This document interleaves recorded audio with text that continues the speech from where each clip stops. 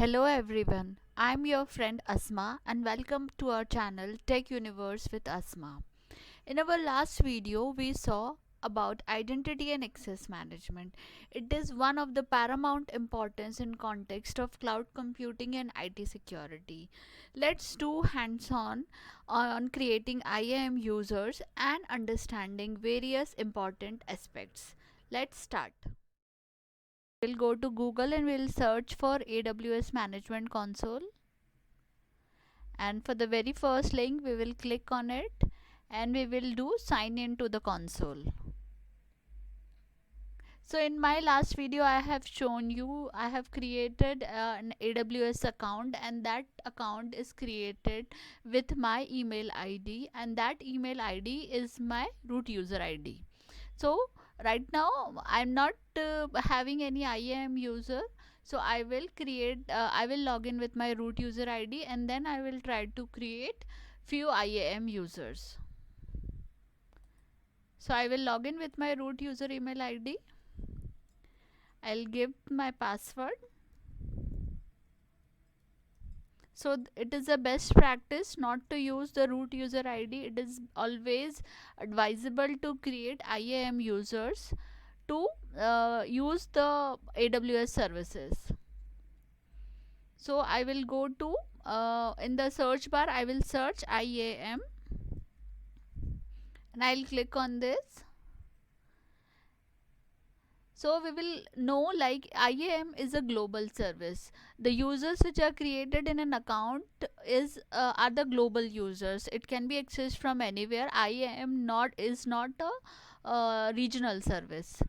Like EC2 instance we can create in regions, S3 bucket we can create in regions, but IAM is a global service.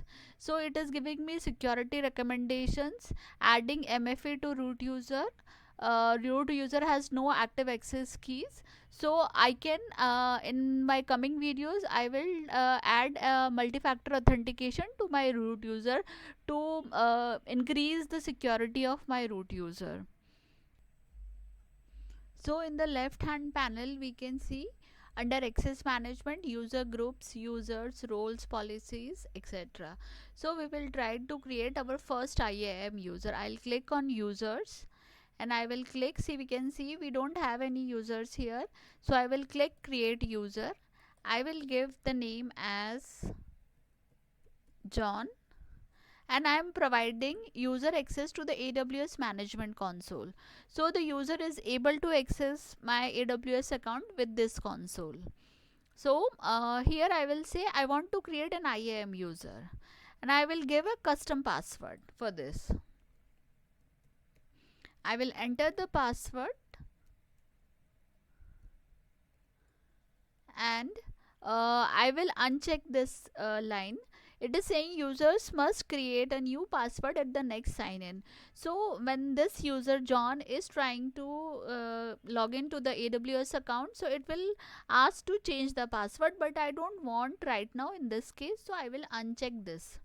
I'll click on next. Now it is asking to set a permission. So in the second step it is asking like should I add a user to the group, should I copy the permission or attach policies directly. So basically using groups is a best practice, a way to manage user permissions by job function. So it is a best practice if we add a user to the group. Suppose this user John is in my organization and he is working as a developer.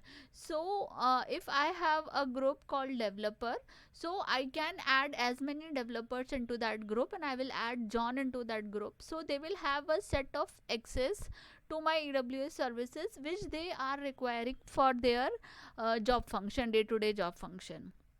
So here I will do create group. I will create developers,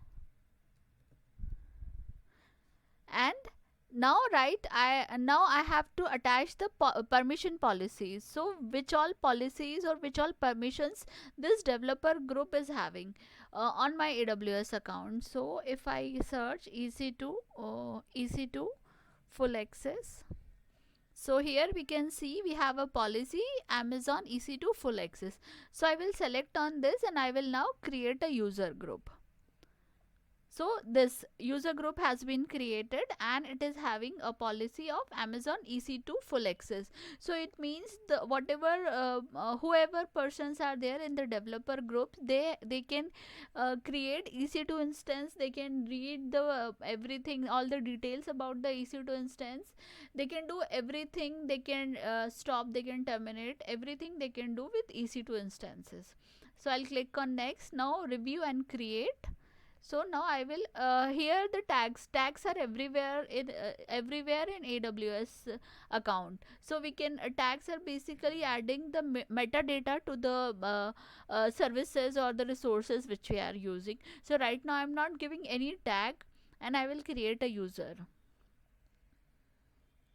So now it is saying to retrieve the password. This is the sign in console. This is the sign in URL for the user which we have created, John. The username is John and here is the password. And we can download a CSV file, like I am a root user and I can download this CSV file and I can give to that user. It will be having this console URL, the username which I have created and the password. So when the user John wants to log into the AWS account, he can log into AWS. We are in the IAM dashboard. We will scroll down and we will see account alias under AWS account. So we can create an account alias for this IAM user. So I will create an account alias as John 2024. So for the sign in URL for user John can be John 2024 signin.aws.amazon.com/console. So it is saying IAM users will still be able to use the default URL. So for my account, I can give an alias for John's account and I will click on create alias. So now see the account ID has been changed to John 2024 and we can customize according to our organization's requirement. So I will copy this URL and I will keep it. So I will copy this URL and now I will sign out from my root account. Open the URL which we have created for the user John. It is showing account ID as John 2024. Now I will enter the username as John and the password for the John which we have created.